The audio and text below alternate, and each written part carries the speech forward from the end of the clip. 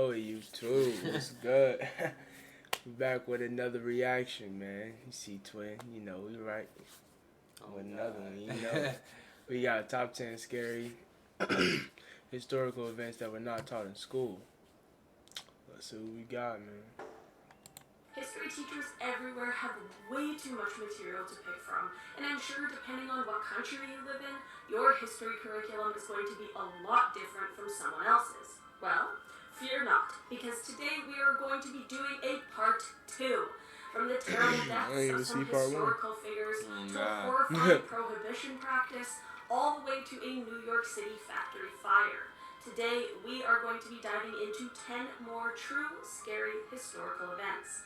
Before I dive into this video, you guys, I want to remind you that Lindsay Ivan is starting her own reaction channel called Peach. Make sure you head over there, subscribe, check out the brand new channel, and make sure you show her some love. Alright, let's get into our list.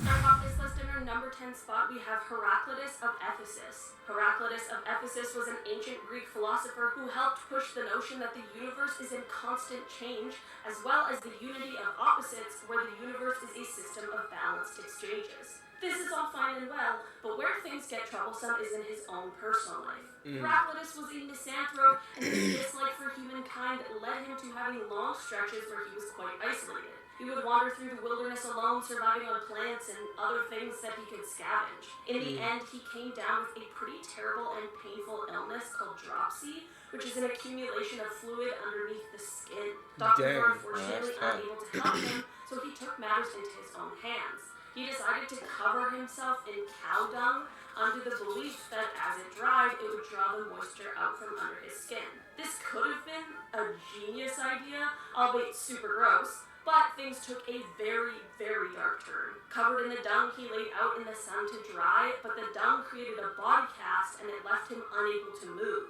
This inability to move also left him unable to shoo off the pack of wild dogs that ended up surrounding him. So, unfortunately, he was eaten alive.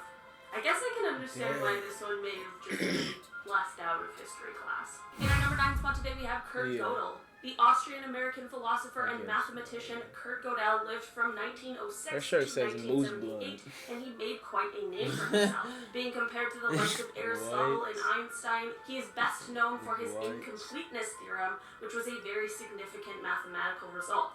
He was obviously very successful and found himself teaching and educating a younger generation, but similar to who we just talked about, his personal life is where things got quite dark. When he was 6 years old, he had a case of rheumatic fever which left him quite ill for the rest of his childhood. This led him to first being pretty preoccupied with his health, and unfortunately this turned into hypochondria, which then led him down a path of complete paranoia. He ended up having an irrational fear of getting poisoned, so to avoid this he would only eat food that had been prepared by his wife, who also had to taste it beforehand. Sadly, his wife was hospitalized in 1977 for 6 months, which obviously left her unable to prepare food for him. I'm not exactly sure why he couldn't just prepare the food himself, but during this period he refused to eat, which eventually led to him starving to death. In our number 8 spot today, we have prohibition poisoning. I'm sure most of us learned about the prohibition at some point in school, which of course was the outlaw of the consumption of alcohol, which was done with a ban being placed on the production, importation, transportation, and sale of alcohol by the U.S. government from 1920 to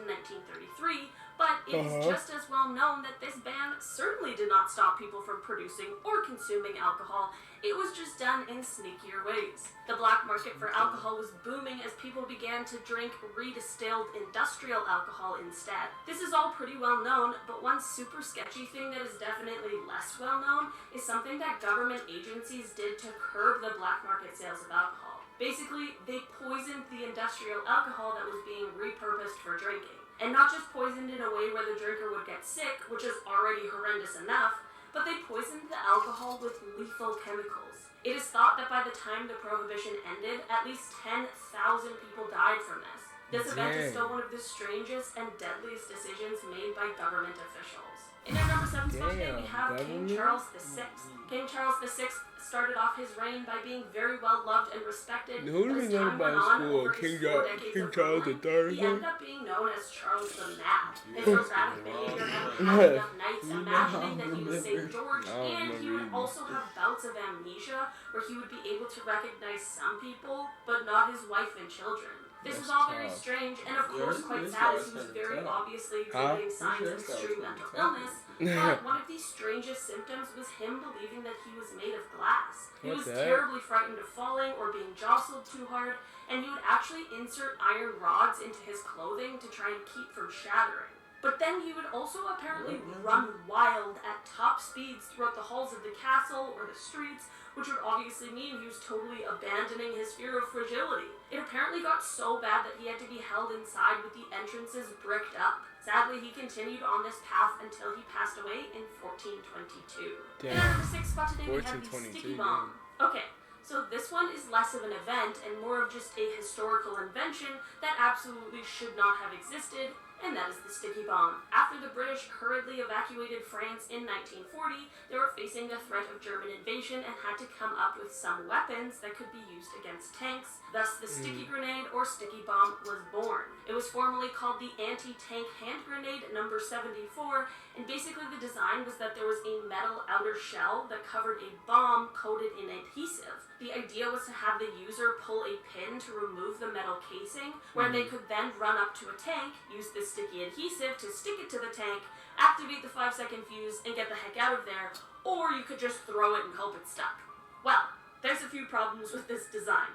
The first one being that I'm sure all of us can understand, the adhesive didn't want to stick to anything dusty or wet or muddy, which are all things that happen to be common to tanks. You know what they did like to stick to, though? Don't stick Human to skin. shit. Unfortunately, this invention could prove much more detrimental to the person who was attempting to use it. Despite these very obvious and dangerous flaws, it was still used by a few different armed forces, but I don't think anyone has used it in recent history, which is truthfully for the best. In our number 5 spot today, we have Bikini Island. Bikini Island is located within the Marshall Islands, and it once was the home of around 170 islanders. In 1940, the U.S.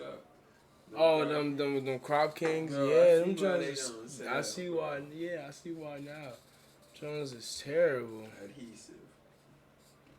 President at the time, Harry Truman, ordered that the military test their nuclear weapons. But I don't know why I in keep case yawning. of I a don't even future feel where they would be tired. deemed necessary, since I just World keep War II had yawning, just bro. ended, and people were of course It's feeling annoying. very concerned about what the future would hold. Since Bikini was located in a place where ships and planes didn't I'm just normally hungry. travel very close to, unfortunately, it was the spot chosen for this testing site. The residents of the island were asked to vacate for the good of all mankind and to end all world wars, to which they of course obliged, under the impression that they would one day be able to move back. After this, the testing began, and in 1954, the U.S. military detonated Castle Bravo, which is one of the most powerful weapons at 15 megatons. There were 22 other weapons that were detonated on this island as well, so it's safe to say that this place got a ton of nuclear activity, which left it with extremely high levels of radiation. This left residents unable to return for much longer than anticipated, with the first returning in the 70s. But, of course, shortly after these poor people moved back, they realized that the island still had totally unsafe levels of radiation, making it still unfit to live on, which has left it still uninhabited. In our number 4 spot today, we have Mansa Musa. Mansa Musa was a deputy to the ruler of the Mali Empire. I know you lying. I always get Valorant and Genshin Impact. When the ruler went missing while on a sea voyage to find the edge of the Atlantic Ocean, Mansa Musa became the ruler in 1312. During his rule, European nations were really struggling due to civil wars and a lack of resources, but the Mali Empire was flourishing because of their abundance of resources like gold and salt. Under his rule, the empire grew to take up a large portion of West Africa as he conquered 24 cities and their surrounding districts. At the time, Mali was one of the top producers of gold in the entire world, which left Mansa Musa as one of the wealthiest historical figures ever. One of the most well-known events during his rule was his pilgrimage to Mecca. This journey took place from 1324 to 1325, and it spanned an estimated 4,000 miles. And it was the first time people outside of the empire saw just how wealthy he was. He traveled with 60,000 of his men, all wearing Persian silk, along with 12,000 slaves who each carried 4 pounds of gold bars, And he brought heralds who had golden staffs, along with a bunch of camels and horses. This pilgrimage had a profound effect on Egypt as this huge group of people passed through. From the markets in Cairo to the royals to the impoverished people that crossed their path, Musa left Cairo littered with so much gold that it depreciated the value of the metal in Egypt, and it took decades for them to recover. That was kind of just a whole mess. But like, we talk about like Napoleon and Alexander the Great and all the things that they did, and I've literally never heard of this guy before. And he's like one of the best conquerors, most successful conquerors of all time. Seems suspicious. In our number 3 spot today, we have the hostage crisis. In 1980, America saw Ronald Reagan win the presidential election over the former president, Jimmy Carter, but there was a crisis going on that was taking the attention of Americans everywhere. The Iran hostage crisis is that well moves known blood in on her American shirt history, or and sweater. began on November 4th, 1979, when 52 American diplomats and citizens were held hostage after a group of militarized Iranian college students took over the U.S. Embassy in Tehran. The 444 days these Americans were held hostage is something I'm sure a lot of Americans learned about at some point or another, but the release of the hostages is what sometimes gets a little more murky in the history books. The hostages were released on January 20th, 1981, which was the day that Reagan was inaugurated. There were people who believed that the hostages were released because Reagan was simply just more powerful than Jimmy Carter. Basically, what I'm trying to say is that Reagan received a ton of credit for the release of the hostages, but truthfully, it barely had anything to do with him. The Carter administration had been attempting to negotiate with them for months, but they hated Carter because he had provided aid to the former monarch of Iran and had also failed an attempt to rescue the hostages before. So, while they certainly were released on Inauguration Day, it had way less to do with Ronald Reagan and way more to do with them just absolutely hating Jimmy Carter. In our number 2 spot today, we have internment camps. This is something that might be more well known than I think it is, but in my Canadian education, it wasn't something we talked about at all, which is kind of shocking. During World War II, President Franklin Roosevelt signed Executive Order 9066, which would cause 117,000 Japanese Americans to have to give up their homes, jobs, and businesses and move to internment camps. This was due to the fear of espionage after Pearl Harbor. This was truly one of the worst violations of civil rights in the 20th century, and the government didn't apologize for it until decades later, but they cited national security as the justification for their actions.